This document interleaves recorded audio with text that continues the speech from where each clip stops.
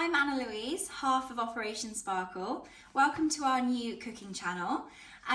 Today I'm going to start us off with an essentials video for everything that you'll need to cook for step 2 and above with the one-to-one diet by Cambridge Weight Plan. So we're going to go through utensils and staples that I think are really important in the kitchen to help you succeed and enjoy the food that you're cooking for step 2 and above. So first of all, we're going to start off with the actual utensils. So I would always recommend getting a large 30 centimetre frying pan. That's very good for meat and fish, all of your protein. I would also suggest maybe getting a griddle pan as well, because the char marks can add a lot of flavour. We've just got this one that has a removable handle, but you can get them very cheap online. Next, I would say just a small to medium sized saucepan for boiling any vegetables that you may have. And then also, I think this is one of the most important ones, is just a small 20 centimetre frying pan.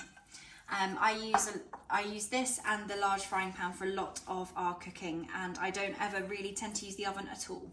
So you can cook healthy, delicious, nutritious step 2 and step 3 and step 4 meals just on your hob alone.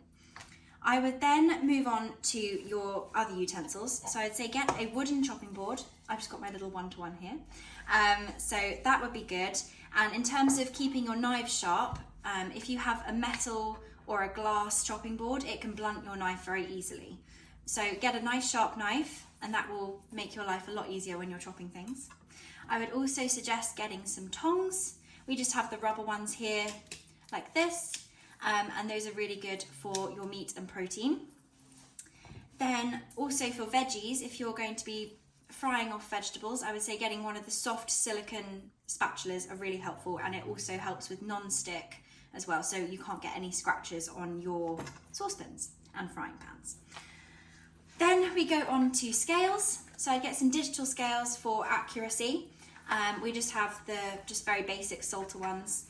And then for measuring, we've got a measuring jug here that has the cups on one side and millilitres on the other.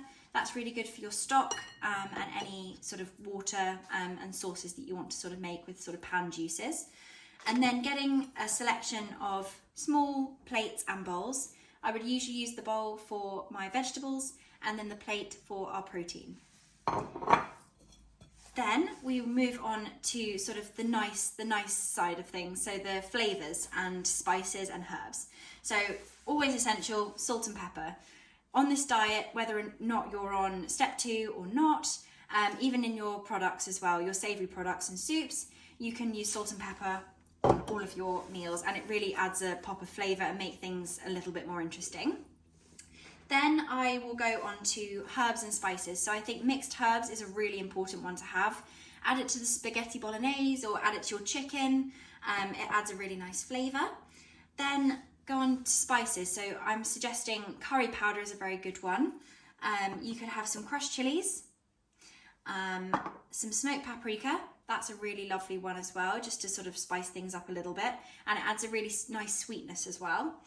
And then these other ones, which you can get from Schwartz, which are the mixed flavours. So we've got the classic barbecue, there's fajita, there's different spices. The ones with the purple lids, just be a bit more careful when measuring these ones out. You should be measuring all of your herbs and spices out just to be on the safe side, because especially the spices have a lot more carbs and calories than you might think. So just be mindful of that. But the ones with the purple lids have other additives in them. So they have maybe elements of sugar, perhaps lemon peel, and lots of combinations in them. So just be wary of those and make sure you track those. And then finally, we go on to the cooking sprays. So we've got quite a few. We've got the garlic one, which is really lovely, especially on vegetables. We've also got this one, which is the newest one, which is like a stir fry one. It's got hints of ginger, garlic, lemongrass, and that's really lovely for stir fries. And then the basic one, so you've got olive oil, or you've got the sunflower oil one. You do also have butter and coconut, but I would say getting a plain one is really good. And just a few sprays on your frying pan, considering if they're non-stick or not, that will really help your cooking, and it will stop everything sticking, and it will still taste delicious. And that is